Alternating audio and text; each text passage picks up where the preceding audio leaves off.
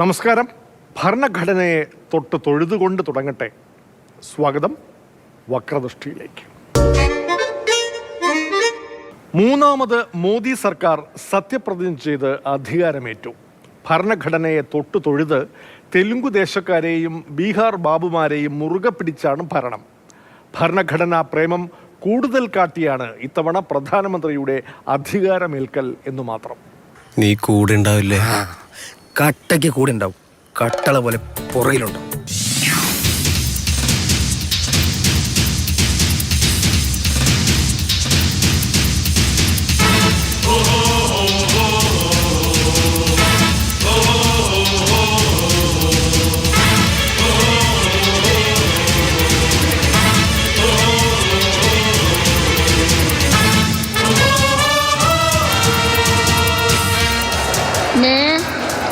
मैं नरेंद्र दामोदर दास मोदी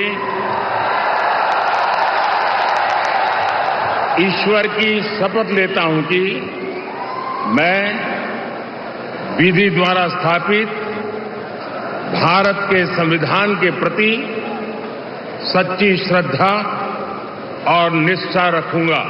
മന്ത്രിമാരുടെ മുഖ്യ സംഘത്തിൽ പഴയ പുലികളൊക്കെയുണ്ട്.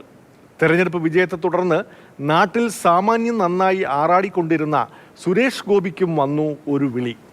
കേരളത്തിലെ അലമ്പ് നിർത്തി കേന്ദ്ര സഹനാകാൻ വേണ്ടി അങ്ങ് ഡൽഹിയിൽ ചെല്ലാൻ. സഹനാക്കേണ്ട ആളല്ല സുരേഷ് ഗോപി. BJPക്ക് ബാലികേറ മലയായ കേരളത്തിൽ താലത്തിൽ വെച്ച് ഒരു സീറ്റ് സമ്മാനിച്ചയാളാണ്. കനത്തിലുള്ള കാബിനറ്റ് പദവിയോ സ്വതന്ത്ര ചുമതലയോ കിട്ടേണ്ടതായിരുന്നു. അതിലല്പം പ്രയാസമില്ലാതില്ല. എങ്കിലും അങ്ങ് കേന്ദ്രത്തിൽ നിന്ന് വന്ന വിളിയായതിനാൽ അനുസരിച്ചല്ലേ പറ്റൂ. അന്തം കമ്മികൾ, ചൊറിയൻ മാക്രി കൂട്ടങ്ങൾ വരൂ, ട്രോൾ ചെയ്യൂ. എനിക്ക് ജഗനെ വേണം. ജഗൻ ഇല്ലാതെ ഒരു സ്റ്റെപ്പ് എനിക്ക് മുമ്പോട്ട് വെക്കാനാവില്ല. ഓ ജഗൻ, എടാ നീ ഇറങ്ങണം. നീ ഇറങ്ങിയാലേ വല്ലതൊക്കെ നടക്കൂ. Detergent? Sir. Sorry. Call from the top. சிங்கம் ஒன்று கூறப்பட்டதே, அதுக்கு நல்ல காலம் நேரம் ஊரும் ഉണ്മൈ. അദ്ദേഹം വിളിച്ചു, നിർബന്ധമായിട്ട് എത്തിയിരിക്കണം എന്ന് പറഞ്ഞു.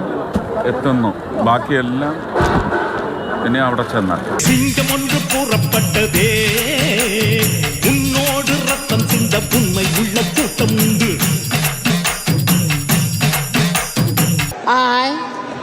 I, Suresh Gopi, do swear in the name of God that I will bear true faith and allegiance to the Constitution of India as by law established. ഈ തറവാടിന്റെ മാനം കാത്തരാ മോനെ. നീ എന്റെ മാനം കാത്തരാ മോനെ. തോറ്റ കേന്ദ്രമന്ത്രിമാരായ V മുരളീധരനും രാജീവ് ചന്ദ്രശേഖറും മന്ത്രിപ്പട്ടികയിൽ ഇടം പിടിച്ചില്ല.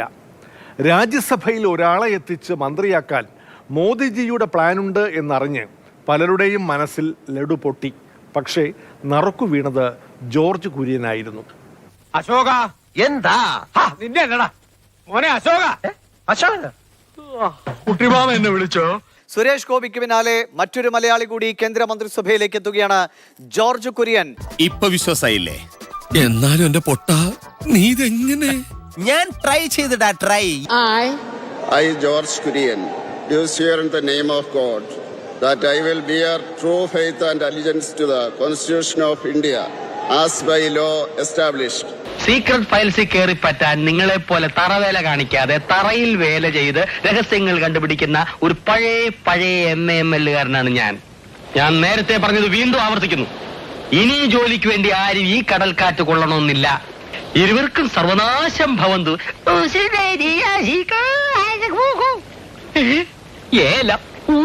നിയമസഭയിൽ LDFന്റെ തോൽവിയെക്കുറിച്ച് മുഖ്യമന്ത്രിയും പ്രതിപക്ഷ നേതാവും തമ്മിൽ കുലംകഷമായ ഒരു ചർച്ച നടന്നു. മുഖ്യമന്ത്രിയുടെ അഭിപ്രായത്തിൽ കഴിഞ്ഞ തവണത്തേക്കാൾ 4,92,000 വോട്ട് LDFന് കുറഞ്ഞു. UDFന് 6,18,000 വോട്ടും. കുറഞ്ഞതിൽ കൂടുതലും UDFനാണ്. അപ്പോൾ ശരിക്കും തോറ്റതാര്? കിട്ടിയ 18 സീറ്റും വെറുതെയായി. നിങ്ങൾക്കുണ്ടായ തോൽവിയൊക്കെ എനിക്ക് നല്ല സന്തോഷമുണ്ട്. നമ്മൾ പൊളിറ്റിക്കലായിട്ട് ഫൈറ്റ് ചെയ്യുന്ന, പക്ഷെ നിങ്ങൾ അടിത്തറ ഇളകി പോകുന്നതിനോട് ഞങ്ങൾ സത്യസന്ധമായിട്ട് പറയുകയാണ്, അത്രയും താല്പര്യമൊന്നും ഞങ്ങൾക്കില്ല. സ്വയം ബുദ്ധിരാക്ഷസി ചമഞ്ഞിരിക്കുന്ന അവൾക്ക് തെറ്റുപറ്റിയെന്ന് അറിയുമ്പോഴുള്ള അവളുടെ ആ മുഖം അതെനിക്കൊന്ന് കാണണം. ഈ പറയുന്നതിൽ എന്തെങ്കിലും വസ്തുതയുണ്ടോ എന്നൊന്ന് പരിശോധിച്ച് നോക്കും. നിന്നെ കഴിഞ്ഞ് സർവീസ് എക്സ്പീരിയൻസ് ഉള്ളതുകൊണ്ട് ഞാൻ പറയാ, ഈ ബോസ് എന്ന് പറയുന്ന വർഗത്തിന്റെ ഈഗോ ഒരിക്കലും അവരുടെ തെറ്റംഗീകരിച്ച് തരില്ല. 4,92,000 വോട്ട് 2019 നിന്ന് ഞങ്ങൾക്ക് കുറഞ്ഞു. ഈ എല്ലാ ആനുകൂല്യവും കിട്ടിയ നിങ്ങളുടെ സ്ഥിതിയോ 6,11,000 വോട്ടിന്റെ കുറവ്. എനിക്ക് തോന്നി ഞങ്ങൾ ഈ 10-18 സീറ്റ് ജയിച്ചത് എന്തോ മഹാ അപരാധമായി പോയി എന്നാണ് അദ്ദേഹത്തിന്റെ പുസ്തകം കേട്ടപ്പോൾ എനിക്ക് തോന്നിയത്. നിങ്ങൾ തോറ്റു എന്നല്ല ഞാൻ പറയുന്നത്, നിങ്ങൾ മഹാവിജയം നേടി. ആ മഹാവിജയം നേടിയ നിങ്ങൾക്ക് എങ്ങനെ വോട്ട് കുറഞ്ഞു അത് നിങ്ങൾ പരിശോധിക്കണം എന്നാണ് ഞാൻ പറയുന്നത്.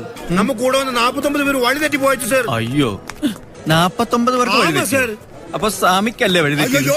പെരിയ സ്വാമി എനിക്ക് വഴി തെറ്റേ കൂടാതെ. അപ്പോ 4,92,000 കുറഞ്ഞ ഞങ്ങള്, 6,11,000 കുറഞ്ഞ നിങ്ങള്. ആരുടെ കുറവാണ് വലുത്? പൊങ്ങച്ചം പറയുന്ന നീയാ 4ാം ക്ലാസ്സിൽ ജയിച്ച എന്നെ 10ാം ക്ലാസ്സിൽ തോറ്റ നീ കളിയാക്കും. ഞങ്ങളിത് പരിശോധിക്കും. കേരളത്തിലെ മുഖ്യമന്ത്രിയല്ലേ പറഞ്ഞിരിക്കുന്ന, പരിശോധിക്കണമെന്ന് ഉറപ്പായി പരിശോധിക്കും. അങ്ങയോട് ഞങ്ങളുടെ അഭ്യർത്ഥന, അങ്ങയുടെ ജില്ലയിൽ അങ്ങയുടെ നിയോജകമണ്ഡലം ധർമ്മടം 60,000 വോട്ടിന് ശൈല ടീച്ചർ ജയിച്ച മട്ടന്നൂര്, കല്യാശ്ശേരി, പയ്യന്നൂര്, അപ്പുറത്ത് തൃക്കരിപ്പൂര്, ഉദുമ, തളിപ്പറമ്പ്, ഇതൊക്കെ ഒന്ന് അങ്ങുകൂടി ഒന്ന് പരിശോധിക്കണം. എവിടെ നിന്നാണ് ഇറോഷൻ? എന്റെ ദൈവമേ, എന്നെ കാലം തീറ്റിക്കുകയാണല്ലേ ഇത്. രണ്ടാമത് ഭരണവിരുദ്ധ വികാരം അതുമില്ല. ജനങ്ങൾ കോൺഗ്രസിന് വോട്ട് ചെയ്തത് ഇടതിനോടുള്ള വിരോധം കൊണ്ടല്ല, മോദിയോടുള്ള വിരോധം കൊണ്ടാണ്. സംസ്ഥാനത്തെ LDF ഗവൺമെന്റ് ജനവിരുദ്ധ നയങ്ങൾക്കെതിരായിട്ടാണ് ജനങ്ങൾ വോട്ട് ചെയ്തത്. അധികാര ഹുങ്കിനും ധാർഷ്ട്യത്തിനും അഴിമതിക്കും കൊള്ളകൾക്കുമെതിരായി കേരള ജനത ഒറ്റക്കെട്ടായി നിന്നു എന്നത് ഒരു വസ്തുതയല്ലേ? അവർക്ക് ഇടതുപക്ഷത്തോടൊരു വിരോധമില്ല കേട്ടോ, അതാദ്യം മനസ്സിലാക്കിക്കൊള്ളു. എന്നിട്ട് മോദിയുടെ ഭരണം ഒഴിവാക്കുക, പുതിയൊരു ഗവൺമെന്റ് വരിക, അത് സാധാരണഗതിയിൽ കോൺഗ്രസിന്റെ നേതൃത്വത്തിലുള്ളൊരു ഗവൺമെന്റാണ് ഇന്നത്തെ നിലയിൽ ഇന്ത്യയിൽ സാധ്യതയുള്ളത്. അപ്പോൾ കേരളത്തിൽ ഞങ്ങളെന്ത് നിലപാട് സ്വീകരിക്കണം? ആ വിഭാഗം ചിന്തിക്കുക. കോൺഗ്രസ് ജയിച്ചു വരുന്നതാണ് നല്ലതെന്ന് അവർ ചിന്തിക്കുന്നു. നിങ്ങളത് നിങ്ങളുടെ താൽക്കാലിക ലാഭത്തിന് വേണ്ടി ഞങ്ങൾക്കെതിരായ ഒരു വികാരമാണ് ഉയർന്നു വന്നതെന്നാണ് ചിന്തിക്കുന്നത്. ഓഹോ, ഇതാണോ കാര്യം? മൂന്നാമത്തെ പ്രശ്നം മുഖ്യമന്ത്രി രാജിവെക്കണമോ എന്നതാണ്. വോട്ട് കൂടുതൽ കുറഞ്ഞത് UDF-നാണ്. സംസ്ഥാനത്ത് ഭരണവിരുദ്ധ വികാരമില്ല, പിന്നെന്തിനാണ് രാജി? തെരഞ്ഞെടുപ്പ് തോൽവിക്ക് പ്രധാനം മുഖ്യമന്ത്രിയുടെ ധാർഷ്ട്യമെന്നാണ് CPI തിരുവനന്തപുരം ജില്ലാ എക്സിക്യൂട്ടീവ് ഉയർന്ന വിമർശനം. സംസ്ഥാനത്ത് അലയടിച്ചത് മുഖ്യമന്ത്രിക്കെതിരായ വികാരമാണെന്നാണ് CPI ആലപ്പുഴ ജില്ലാ കൗൺസിൽ പറയുന്നത്. മുഖ്യമന്ത്രി രാജിവെക്കണമെന്നാണ് ആലപ്പുഴ ജില്ലാ കൗൺസിൽ ആവശ്യപ്പെട്ടതെന്നാണ് വാർത്തകൾ പുറത്തു വന്നത്. ഇത്രയും ധൈര്യം ഞാൻ എന്റെ ചാൽ ശോഭരാജ്യം മാത്രമേ കണ്ടിട്ടുള്ളൂ. പണ്ട് AK ആന്റണി മുഖ്യമന്ത്രി പദം രാജിവെച്ചത് 2004 അത് സീറ്റ് കുറഞ്ഞത് കൊണ്ടല്ല, കോൺഗ്രസിനകത്തുള്ള സംഘടനാ പ്രശ്നങ്ങൾ കാരണമായിരുന്നു എന്ന് നിങ്ങൾക്കെല്ലാവർക്കും നല്ലതുപോലെ അറിയാലോ. അതിനെ ഉദാഹരണമാക്കി നിങ്ങൾ സംസ്ഥാന സർക്കാരിൻ്റെ രാജി ആവശ്യപ്പെടാൻ പുറപ്പെടേണ്ട എന്നാണ് അതുമായി ബന്ധപ്പെട്ട് പറയാനുള്ളത്. നിന്റെയൊക്കെ തൊണ്ട പൊട്ടൊന്നല്ലാതെ ഈ ഉതുപ്പച്ച രാജിവെക്കല. ആ ഉപദേശം ഞങ്ങൾക്ക് നൽകുന്നതിന് മുൻപ് നിങ്ങളുടെ ചില സംസ്ഥാനങ്ങളുണ്ടല്ലോ, അവിടങ്ങളിലുള്ളവർക്ക് ആ ഉപദേശം നൽകിക്കൂടായിരുന്നു. എത്രയൊക്കെ ബഹളം ഉണ്ടാക്കിയാലും ഞാനിരിക്കുന്ന ഈ കസേരയിൽ ഇരിക്കാന്ന് വ്യാമോഹിക്കണ്ട, എന്റെ സ്വഭാവം. സാർ, മുഖ്യമന്ത്രിയെ തിരുത്താൻ CPM-ൽ ആരുമില്ല. CPI-യുടെ യോഗത്തിൽ വിലയിരുത്തലുണ്ടായി. CPM-ന് കഴിയാത്തത് കൊണ്ട് മുഖ്യമന്ത്രിയെ തിരുത്താൻ CPI രംഗത്തിറങ്ങുകയാണ്. നടക്കുന്ന കാര്യമാണോ? നമുക്ക് ചിരിക്കാനല്ലാതെ എന്ത് കഴിയും? ഞാൻ കാര്യമായിട്ട് പറഞ്ഞത്. ലോക്സഭാ തെരഞ്ഞെടുപ്പിലെ പരാജയം പഠിച്ച് ആവശ്യമായ തിരുത്തൽ വരുത്തുമെന്ന് പാർട്ടി സെക്രട്ടറി പറഞ്ഞതിന് പിന്നാലെ മുഖ്യമന്ത്രി തിരുത്തിയത് ഇടതു സഹയാത്രികനായ മാർ കുറിലോസ് തിരുമേനിയാണെന്ന് മാത്രം. തെരഞ്ഞെടുപ്പിലെ ഇടതു തോൽവിയെക്കുറിച്ചാണ് കൂറിലോസ് തിരുമേനിയും ഇരുത്തി ചിന്തിപ്പിക്കുന്ന പോസ്റ്റ് ഇട്ടത്. ഭരണവിരുദ്ധ വികാരമുണ്ടെന്നും പുനഃപരിശോധന നടത്തിയില്ലെങ്കിൽ CPM-ന് ബംഗാളിലെ ഗതി വരുമെന്ന് കൂറിലോസ്. തിരുത്തേണ്ടുന്ന കാര്യങ്ങളെല്ലാം തിരുത്തി മുന്നോട്ടേക്ക് പോവുക എന്നുള്ളതാണ് അഭിമാനമായിട്ടുള്ള കാര്യം. അതാണ് ഞങ്ങൾ ഉദ്ദേശിക്കുന്നത്. കാടിളക്കി നടന്നൊരു മതയാനയായിരുന്നു ദാസൻ. അവൻ ഇന്നു മുതൽ പുതിയൊരു മനുഷ്യനാവുകയാണ്. എന്തൊക്കെ പോരായ്മകൾ എന്തെങ്കിലും ഉണ്ടെങ്കിൽ അത് ഏതൊക്കെ നിലയിൽ തിരുത്താൻ തയ്യാറാണെന്ന് ഇതിനകം തന്നെ പാർട്ടി സെക്രട്ടറിയും മുഖ്യമന്ത്രിയും ഒക്കെ പറഞ്ഞിട്ടുണ്ട്. നന്നായാ മതിയായിരുന്നു. ബുദ്ധിയുണ്ട്, പക്ഷെ അത് ഉപയോഗിക്കണില്ല. പുരോഹിതന്മാരുടെ ഇടയിലും ചിലപ്പോൾ ചില വിവരദോഷികളുണ്ടാവും എന്നതാണ് ആ വാചകത്തിലൂടെ വ്യക്തമാകുന്നത്.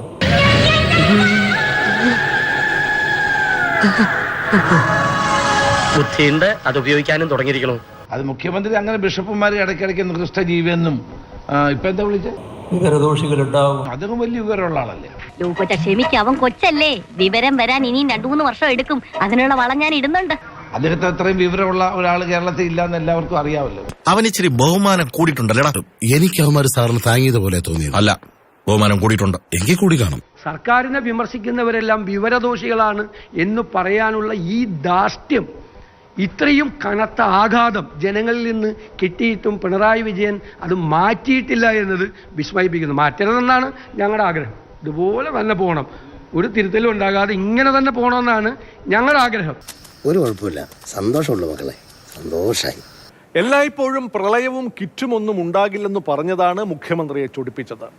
ലോഹയിട്ട ഇടതുപക്ഷ തിരുമേനി ഒരു കാലത്ത് മുഖ്യമന്ത്രി പിണറായിയെക്കുറിച്ച് പറഞ്ഞത് എന്തായിരുന്നുവെന്ന് പിണറായി മറന്നുവെങ്കിലും നാട്ടുകാർ മറന്നിട്ടില്ല. ഈ കാലത്തിന് അനുയോജ്യനായ, കാലം നമുക്ക് വേണ്ടി എപ്പോഴേ കരുതി വെച്ച ഒരു നേതാവിനെയാണ് ശ്രീ പിണറായി വിജയനിൽ കൂടി നമുക്ക് ലഭിച്ചിരിക്കുന്നത്. പുരോഹിതന്മാരുടെ ഇടയിലും ചിലപ്പോൾ ചില വിവരദോഷികളുണ്ടാവും. മാർ കൂറിലോസ് ഇവിടുത്തെ മുഖ്യമന്ത്രിയുടെ ഏറ്റവും അടുത്ത സുഹൃത്തായിരുന്നില്ലേ? ഇല്ലേ? ആവശ്യമില്ലാതെ കാല് പിടിച്ചാൽ, ആവശ്യമില്ലാതെ കാല് നക്കാൻ പോയാൽ ഇതൊക്കെ കേൾക്കും.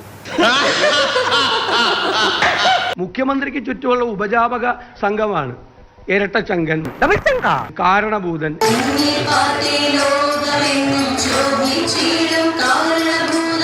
കാരണഭൂതനെ ആരും ചോദ്യം ചെയ്യാൻ പാടില്ല.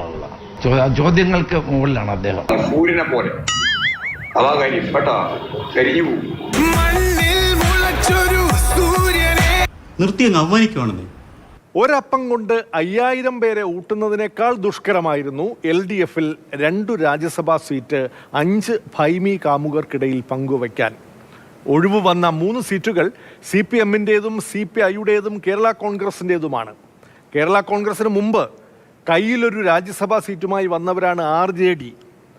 PC ചാക്കോയ്ക്ക് വേണ്ടി 1 സീറ്റ് കിട്ടണമെന്നുണ്ട് NCPക്കും. സംഗതി 5 സീറ്റുണ്ടെങ്കിലേ നടക്കൂ. ആദ്യ സീറ്റ് എടുക്കുന്ന പതിവ് വിട്ട് വലിയേട്ടൻ CPI-ക്കും കേരള കോൺഗ്രസിനും സീറ്റ് സമ്മാനിച്ചു. ദുഃഖം കടിച്ചമർത്തി. കഴിഞ്ഞ ലൈസൺ കമ്മിറ്റിയിൽ തീരുമാനിച്ചതാ 2 രാജ്യസഭാ സീറ്റ് ഞങ്ങൾക്കുള്ളതാണ്. ഇപ്പോൾ അതിനും അവകാശം പറഞ്ഞുകൊണ്ട് വന്നിരിക്കുകയാണ് അവർ. കൊച്ചു പാർട്ടിയാണ് ഞങ്ങളുടേത്, സമ്മതിച്ചു എന്ന് കരുതി ഇങ്ങനെ തരം താഴ്ത്തരുത് സാർ. ചൂടാകാതെ പിള്ളേ, EP കൂടും. ഞാൻ കേശവനുമായിട്ടൊന്ന് സംസാരിക്കട്ടെ. അല്ല, സാറ് കുറെ ആശ്വാസവാക്കുകൾ പറയും, അവസാനം ഞങ്ങളെ കൊണ്ട് സമ്മതിപ്പിക്കുകയും ചെയ്യും.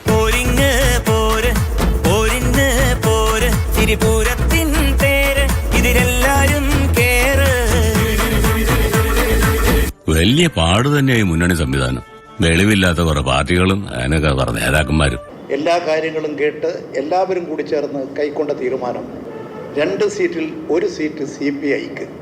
LDF-ലെ ഒന്നാമത്തെ കക്ഷിയായ CPM LDF-ന്റെ താല്പര്യങ്ങളെയും ഐക്യത്തെയും ഉയർത്തിപ്പിടിച്ചുകൊണ്ട് ചെയ്ത ആ രാഷ്ട്രീയ തീരുമാനം തീർച്ചയായിട്ടും ശ്ലാഘനീയമാണ്. എനിക്കിപ്പോ ഓർമ്മ വരുന്നത് ഉല്ലാസത്തേന്മഴയിലെ റോബർട്ട് പ്രിൻസിയോട് പറയുന്ന ഡയലോഗാ, നന്ദി പ്രിൻസി, 1000 നന്ദി.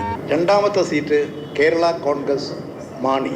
ഇടതുപക്ഷ ജനാധിപത്യ മുന്നണിക്ക് നേതൃത്വം കൊടുക്കുന്ന CPM-ഉം പ്രത്യേകിച്ച് മുഖ്യമന്ത്രിയും എടുത്ത തീരുമാനവും അതോടൊപ്പം തന്നെ മുന്നണിക്കും ഉള്ള സന്തോഷം ഞങ്ങൾ അറിയിക്കുകയാണ്. ആശിക്കും പോലെ ആയില്ലെന്നാലേ ഇനി വേണ്ടല്ലോ വാശി, ചിരി വന്നാലോ രാശി, ചിരി എന്തോണ്ട് ചിരിയില്ലാണ്ട് ചിരി തന്നോ ആയാലും പിന്നെ നിങ്ങൾ ഉദ്ദേശിച്ച NCP ആയാലും ഏതെങ്കിലും ഒരു സ്ഥാനത്തിന് വേണ്ടി, മന്ത്രിസ്ഥാനത്തിന് വേണ്ടി വന്നിട്ടുള്ള പാർട്ടികളല്ല. എനിക്ക് സങ്കടമൊന്നുമില്ല, എന്നാലും ചെറിയൊരു വിഷമം. സീറ്റ് ഉറപ്പിച്ച CPIയും കേരള കോൺഗ്രസും സ്ഥാനാർത്ഥികളെ പ്രഖ്യാപിച്ചു. PP സുനീറിനെയും ജോസ് കെ മാണിയെയും. ചാഴിക്കാടൻ്റെ ലോക്സഭാ സീറ്റ് പോയതിൻ്റെ ക്ഷീണം ചെയർമാന് രാജ്യസഭാ സീറ്റ് കിട്ടിയതിലൂടെ തൽക്കാലം പരിഹരിക്കാം. MP ഇല്ലാത്ത കേരള കോൺഗ്രസ് എന്ന് MP ഉള്ള കേരള കോൺഗ്രസുകാർ പരിഹസിക്കുകയില്ലല്ലോ. രാജ്യസഭയിലേക്ക് മത്സരിക്കേണ്ട CPI സ്ഥാനാർത്ഥിയെ പറ്റി തീരുമാനിച്ചു. CPI സ്ഥാനാർത്ഥി സഖാവ് PP സുനീർ ആയിരിക്കും.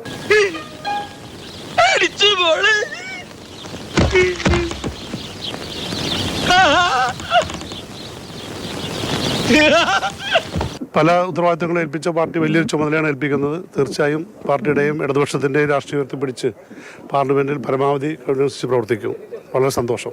കേരള കോൺഗ്രസ് പാർട്ടിയുടെ രാജ്യസഭാ സ്ഥാനാർത്ഥിയായി പാർട്ടിയുടെ അനിഷേധ്യനായ ചെയർമാൻ ജോസ് കെ മാണിയെ കേരള കോൺഗ്രസ് പാർലമെന്ററി പാർട്ടി യോഗം ചേർന്ന് തീരുമാനിക്കുകയായിരുന്നു. എടാ, നിന്നോട് സിംഹാസനത്തിൽ ഇരിക്കാൻ പറയാൻ കാരണം എന്താ? കാഴ്ചയിൽ സുന്ദരനും ജാതിയിൽ ഉയർന്നവനും വിദ്യാഭ്യാസം സമ്പന്നായതുകൊണ്ടാവാം. ഒരുവൻ മുതലാളി, ഉലകിൽ മറ്റവൻ തൊഴിലാളി, വിധിയെ നിனைப்பவன் ஏமாளி, அதை வென்று முடிப்பவன் அறிவாளി. എന്നാൽ അവിടെയും കൊണ്ട് പ്രശ്നം തീരുന്നില്ല. രാജ്യസഭാ സീറ്റുമായി മുന്നണിയുടെ പൂമുഖം കടന്നെത്തിയ RJDയുടെ രാജ്യസഭാ സീറ്റ് എന്ന ആവശ്യത്തോട് മുഖം തിരിഞ്ഞു നിൽക്കുന്നു CPM. മാത്രമല്ല 2022 RJDയുടെ ഒഴിഞ്ഞ സീറ്റെടുത്ത് CPIക്ക് സമ്മാനിച്ചതാണ്. അത് തിരികെ കൊടുക്കാൻ CPIയും മാന്യത കാട്ടിയില്ല. RJDയുടെ പരാതികൾ ചെറുതല്ല. ഇവിടെ ആരും ഒന്നും തന്നില്ല. ഞങ്ങൾ രാജ്യസഭാ സീറ്റായിട്ടാണ് LDFൽ വന്നത്.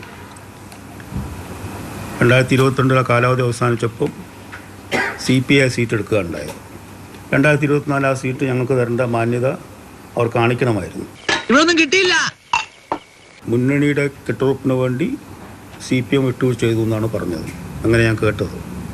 അപ്പോൾ കേരള കോൺഗ്രസ് എമ്മിനെ മാത്രം വിട്ടുവീഴ്ച ചെയ്തുകൊണ്ട് മുന്നണി കെട്ടുറപ്പുണ്ടാകുന്നത് എങ്ങനെ പറയാൻ സാധിക്കുക? മറ്റുള്ള ഘടകകക്ഷികളും ഈ LDFലെ കക്ഷികളല്ലേ? മാപ്പിളമാർക്ക് വിളമ്പുമ്പം കപ്പിയാളുടെ കൈക്ക് നീളം കൂടുതലാ.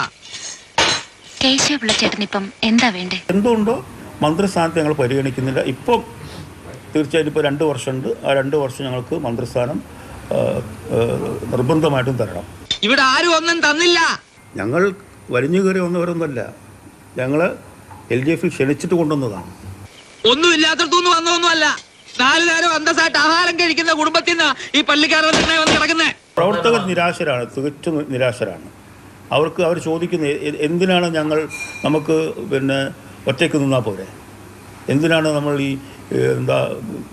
ഈ അപമാനമെല്ലാം സഹിച്ചുകൊണ്ട് ഉണ്ടാതിരിക്കുന്നു എന്ന ചോദ്യം പ്രവർത്തകരുടെ ഭാഗത്തുനിന്ന് വല്ലാതെ ഉണ്ട്. എല്ലാം തെരഞ്ഞെടുപ്പ് വിജയത്തെ ആശ്രയിച്ചിരിക്കും. തെരഞ്ഞെടുപ്പിൽ തോറ്റാൽ ഒരു വിലയും ഉണ്ടാകില്ല. പിണറായി സർക്കാരിനെതിരായ വിമർശനമാണെങ്കിൽ കൂടി സൗമ്യമായ ലീഗ് സ്വരം LDFിൻ്റെ ഭരണ തുടർച്ചാ ജയത്തെ തുടർന്നുണ്ടായിരുന്നു. ഇനി എങ്ങാനും ഇടതിലേക്ക് പോകേണ്ടി വന്നാലോ? എന്നാൽ ലോക്സഭാ തെരഞ്ഞെടുപ്പിലെ ദയനീയ തോൽവി കൊണ്ടാകണം ലീഗിന് ഇടതിനോട് ഇപ്പോൾ അത്ര പ്രതിപത്തി കാണുന്നില്ല. നിയമസഭയിലെ PK കുഞ്ഞാലിക്കുട്ടിയുടെയും PK ബഷീറിൻ്റെയും പ്രസംഗം കേട്ടിട്ട് മുഖ്യമന്ത്രിക്ക് തന്നെ സംശയം, ഇത് കുഞ്ഞാലിക്കുട്ടി തന്നെയാണോ? ലീഗ് ആകെ മാറിയിരിക്കുന്നു. പ്രിയപ്പെട്ട സുഹൃത്തുക്കളെ, കഴിഞ്ഞ 5 വർഷക്കാലമായി ഈ രാജ്യത്ത് ഒരു ഭരണകൂടം ഉണ്ടായിരുന്നോ? ഇവിടെ ഒരു സർക്കാർ ഉണ്ടായിരുന്നോ? ഇവിടെ ഒരു മുഖ്യമന്ത്രി ഉണ്ടായിരുന്നോ എന്ന് ചോദിക്കാൻ ഞാൻ ആഗ്രഹിക്കുകയാണ്. ഇതേവരെ ഇല്ലാത്ത ഒരു രീതി ഇന്ത്യൻ യൂണിയൻ മുസ്ലിം ലീഗിൻ്റെ ഭാഗത്തു നിന്ന് ഉണ്ടാകുന്നതാണ് ഈ നിയമസഭയിൽ ഇന്നത്തെ പ്രകടനങ്ങൾ കാണിക്കുന്നത്. ഈ മാനങ്കര മണ്ഡലത്തിൽ ചില RDP കോമാളികൾ ഒരു പ്രഖ്യാപനം നടത്തിയിരുന്നു സുഹൃത്തുക്കളെ. ഇടത് ഇല്ല എങ്കിൽ ഇന്ത്യ ഇല്ല. അത് അറമ്പറ്റി പറയാതിരിക്കാൻ വയ്യ. ഇന്ത്യ മുന്നണി അവിടെ നല്ലോണുണ്ട്, പക്ഷെ ഇടതില്ല. അതാണ് ഇപ്പോഴത്തെ സ്ഥിതി. ഞാൻ അവരെ ക്ഷണിക്കുകയാണ്. നാണവും മാനവും ഉളുപ്പും നാടല്ലാത്ത ഉളുപ്പില്ലാത്ത വർഗ അല്പമെങ്കിലും തീണ്ടിയിട്ടുണ്ടെങ്കിൽ, വാക്കിന് വിലയുണ്ടെങ്കിൽ ഇങ്ങോട്ട് വരൂ. ബഷീർ ചോദിച്ചു, വാട്ട് ഹാപ്പൻഡ് യു? എന്ത് പറ്റി? നിങ്ങൾ ആലോചിച്ച് നോക്കി. ബഹുമാനായ ബഷീർ, അദ്ദേഹത്തെ കാണുന്നില്ല ഞാൻ നോക്കിയിട്ട്. നാണവും ഉളുപ്പും ഉണ്ടോ? ഞങ്ങൾക്ക് നാണവും ഉളുപ്പും ഇല്ലാതിരിക്കേണ്ട ഒരു കാര്യമില്ല കേട്ടോ. ഉളുപ്പിലൊന്നുമില്ല സർ. ഉളുപ്പറ മലയാളത്തിൽ ഉണ്ടാക്കി വെച്ച ഭാഷയല്ലേ ഞാൻ ഉണ്ടാക്കിയത്. ഇംഗ്ലീഷ് ഒന്നല്ല, ഇംഗ്ലീഷ് ഒന്നല്ല അദ്ദേഹം പറഞ്ഞത്. നാടോ ഉളുപ്പും ഉണ്ടോ എന്ന് തന്നെയാണ് ചോദിച്ചത്. നാടല്ലാത്ത ഉളുപ്പില്ലാത്ത ഞാൻ കൃത്യമായിട്ട് കേൾക്കുന്നുണ്ടായിരുന്നു. ഞാൻ ഇവിടെ ഇരിക്കുന്നില്ലെങ്കിൽ ഞാൻ കേൾക്കുന്നുണ്ടായിരുന്നു. അത് നാണവും മാനവും ഉളുപ്പും. തോറ്റാല് തോറ്റു അംഗീകരിക്കുക.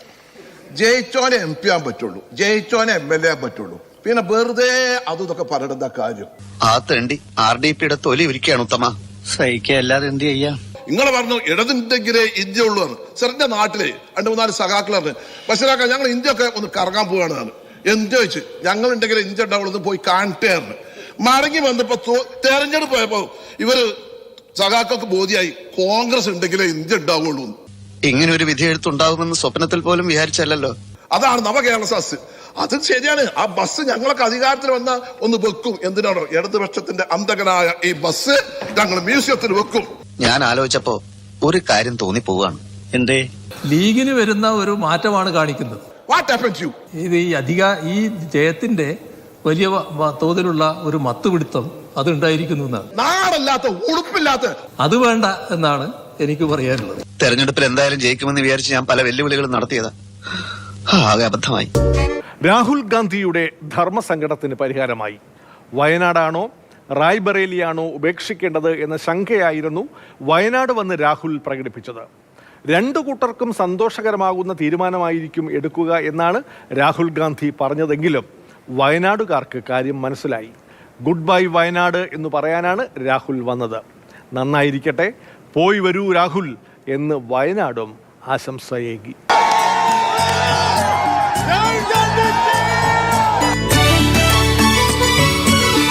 പോയി വരൂ നീ, പോയി വരൂ നീ, തിരികെ എത്താൻ പോയി വരൂ, തിരികെ എത്താൻ പോയി വരൂ.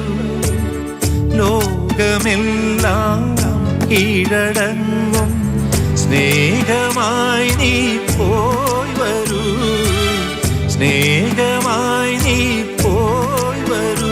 Now I have a dilemma in front of me. ഇപ്പോ എന്റെ മുന്നിൽ വലിയ ഒരു ധർമ്മസങ്കടമുണ്ട്. The question is, will I be member of parliament of Wayanad or will I be member of parliament of Raebareli? ഏറ്റവും വലിയ ധർമ്മസങ്കടം ചോദ്യം എന്ന് പറയുന്നത്, ഞാൻ റായ്ബറേലിയിലെ പാർലമെന്റ് അംഗമാവുമോ ആയി തുടരുമോ അത് വയനാട്ടിലെ പാർലമെന്റ് അംഗമായി. സാരമില്ല രമണ, നിന്നെ പിരിയുന്ന ദുഃഖം ഈ മുതലാളി സഹിച്ചോളാം.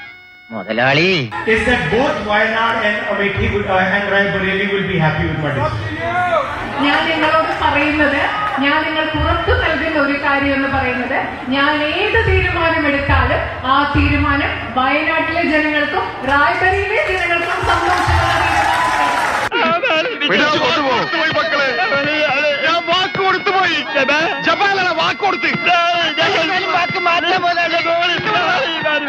Once again, thank you very much for your love and your affection, for your support and for all the energy that you gave me in this difficult period. Vote പുല്ല്. ഗുഡ് ബൈ എങ്കിൽ good bye.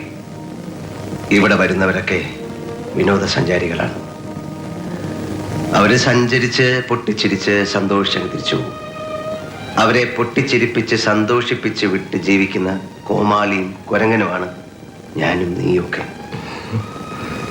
നമുക്കവരെ സ്നേഹിക്കാനും ആഗ്രഹിക്കാനൊന്നും അവകാശമില്ല.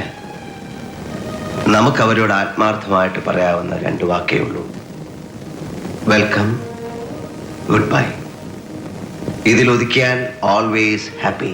ഈ ആഴ്ചത്തെ വക്രദൃഷ്ടിയും വിട പറയുകയാണ്. വീണ്ടും അടുത്ത ആഴ്ച ഇതേ ദിവസം ഇതേ സമയം. നന്ദി, നമസ്കാരം.